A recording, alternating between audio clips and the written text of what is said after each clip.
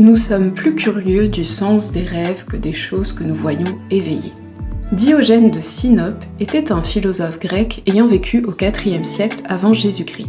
Il est connu pour avoir vécu une vie dans le dénuement le plus total, suivant des préceptes d'anticonformisme et d'humilité.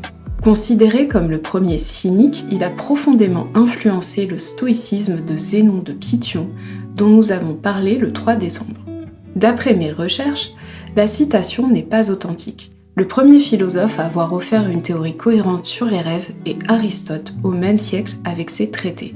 La thèse repose sur un refus de concevoir les rêves comme relayant des messages divins, ce qui représentait la pensée dominante de l'Antiquité.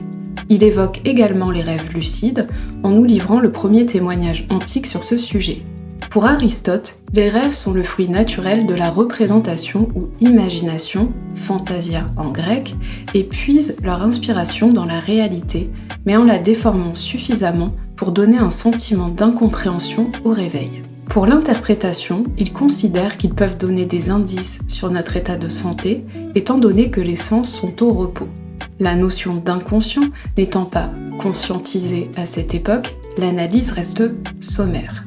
Il faudra attendre le début du XXe siècle et des figures telles que Sigmund Freud, avec ses travaux sur l'interprétation des rêves dans un but thérapeutique. Nous savons désormais, grâce aux avancées scientifiques, en particulier l'étude du cerveau, que la perception ne s'arrête pas uniquement à ce que nous voyons.